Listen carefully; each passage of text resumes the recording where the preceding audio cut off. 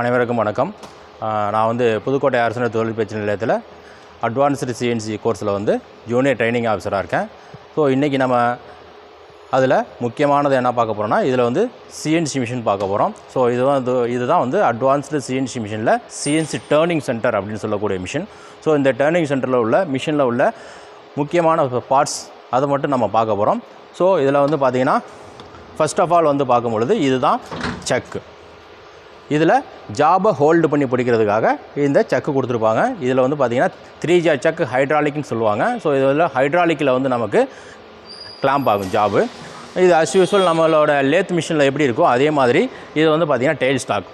இந்த டெயில் ஸ்டாக்கோட யூஸ் என்னென்னு பார்த்தீங்கன்னா, நம்மளுடைய லென்த்தான ஜாபை வந்து சப்போர்ட் பண்ணி பிடிக்கிறதுக்காக இந்த டெயில் ஸ்டாக் யூஸ் பண்ணுவாங்க. அதே மாதிரி இது வந்து பார்த்திங்கன்னா டரட்டுன்னு சொல்லுவாங்க. இந்த டரட்டில் பொறுத்த வரைக்கும் 8 டூல் ஸ்டேஷன் இருக்கும். ஸோ இந்த 8 டூல் ஸ்டேஷனுமே வந்து என்ன பண்ணுவாங்க, 8 விதமான டூல்ஸ் நம்ம யூஸ் பண்ணிக்கலாம்.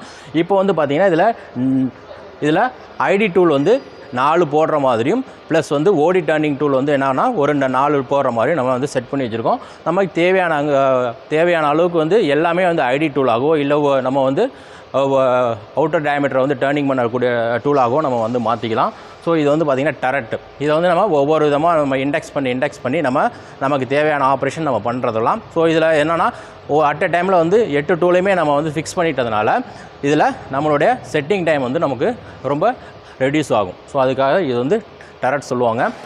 அடுத்தது வந்து பார்த்திங்கன்னா இதுதான் வந்து பார்த்திங்கன்னா சேஃப்டி டோர்னு சொல்லுவாங்க. இது ஃப்ரண்ட்டில் உள்ள சேஃப்டி டோரு. இது வந்து பார்த்திங்கன்னா சேஃப்டி விண்டோன்னு சொல்லுவாங்க. இது வழியாக நம்ம ஜாப் வந்து அந்த இடத்துல என்ன ஆப்ரேஷன் பண்ணிகிட்ருக்கு அப்படின்றத நம்ம இந்த கிளாஸ் மூலயமா நம்ம பார்க்கலாம். அதோட மட்டும் இல்லாமல் கூலண்ட் வந்து நம்ம மேலே தெரிக்காமல் இருக்கிறதுக்காக இந்த சேஃப்டி விண்டோ நம்ம கொடுத்துருக்காங்க. அடுத்தது இதில் முக்கியமானது வந்து பார்த்திங்கன்னா கண்ட்ரோல் பேனல் அப்படின்னு சொல்லுவாங்க. ஸோ இதுதான் வந்து பார்த்திங்கன்னா கண்ட்ரோல் பேனல்.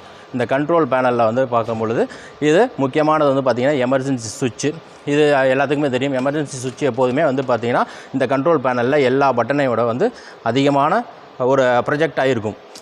இன்கேஸ் ஏதாவது ஒரு ஆக்சிடெண்ட் அப்படின்னா டக்குன்னு எமர்ஜென்சி நம்ம ப்ரெஸ் பண்ணுறதுக்காக ஏதுவாக இந்த பட்டன் வந்து பெரிய சைஸில் இருக்கும்.